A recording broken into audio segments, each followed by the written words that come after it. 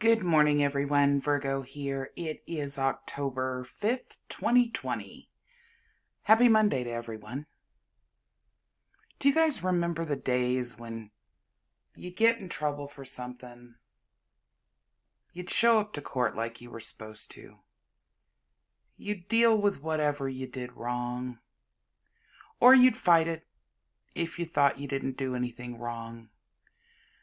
Within the law, you exercised the rights that you know were legally yours. You hired an attorney to represent you.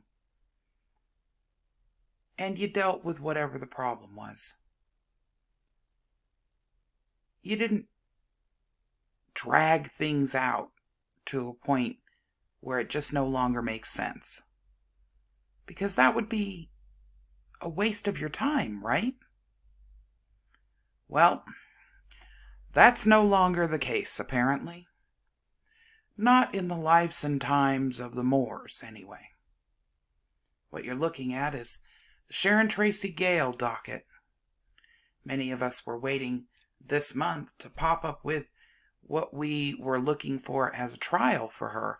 We were all keeping our fingers crossed that the formal trial would happen before the new year, because if you recall, Judge Richard M. Capelli, who's trying the case, had warned Sharon back a couple months ago that due to the illness and the fact that it's difficult to get jurors to come in, being that there is an illness, it probably would be the beginning of the year or past the beginning of the year before she got a trial. You know, being that her consort, as she calls him, DeCorey Pitts, was tried, found guilty, and sentenced to some significant time, I would want to deal with this with a representative attorney, and I would want, to get myself out from behind bars, if at all possible, as soon as possible, but not Sharon, apparently. She has a totally different plan. Let's take a look at what Sharon's up to behind bars in Delaware, Pennsylvania. Delaware County, Pennsylvania. Here we go. So I noticed that there was a huge change. That change being that it's no longer listed as a trial. It's now listed as a status conference on the 5th, that's today, at 9:30 a.m. with Judge Richard M. Capelli. And that is what's scheduled. And when you move down, there is nothing else scheduled.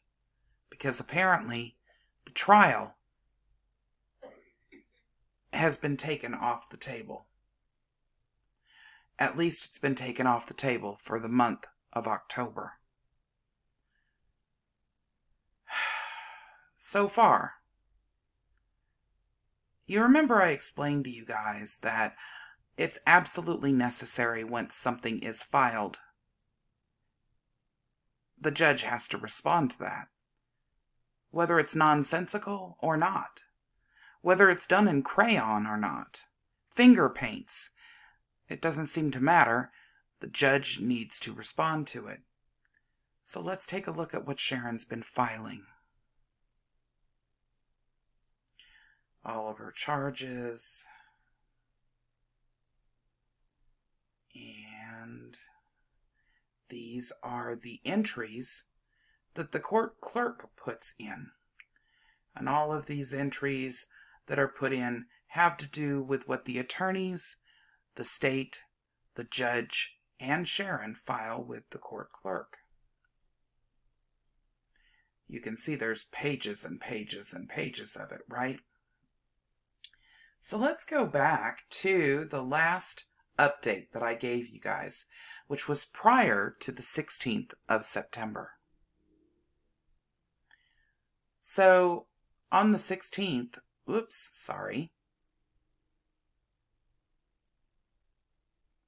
Come on. There we go. On the 16th, Sharon filed an affidavit of fact claim for lawful indictments. She then filed an affidavit of fact cause of action to dispose, dismiss, and void action against herself. She then filed, on also 9/16, an affidavit of fact command for true and complete copy of foreign registration statement. Then she filed an affidavit of fact limited power of representation. Oh, we're not done yet, folks. Still on the 16th, she filed an affidavit of fact, all unlawful fraudulent documents presumed filed. She filed an affidavit of fact closing arguments for case numbers listed under the Court of Common Pleas of Delaware County.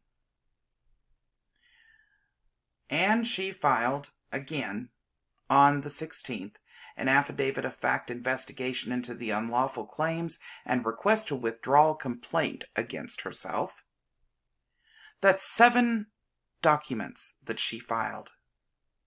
7 presumed motions by Sharon that the judge now has to take the time to schedule a response to each one of those documents. She didn't stop there, though. She went back on the 28th of September and filed 2 more. Defendant's pro se affidavit of fact. So, that's an important one, guys. Because you know what that means? That means she's planning on going pro se, representing herself. She's learned nothing. And, number 2, Moorish National Republic Federal Government, Moorish American Consulate affidavit of fact. She filed on the 30th of September. The judge will have to take this opportunity to answer every single one of those supposed motions that Sharon has requested and deny them because they're frivolous and irrelevant. And we see that she is planning on defending herself without any additional assistance. So I just thought you guys should know. We probably are not looking at a trial this year. Unless the judge is fed up and is actually going to address all of these this morning and turn around and refile for a court date in October. I doubt very seriously we're looking at an October trial anymore. Sharon's purpose of doing these things appears to be to draw out her stay.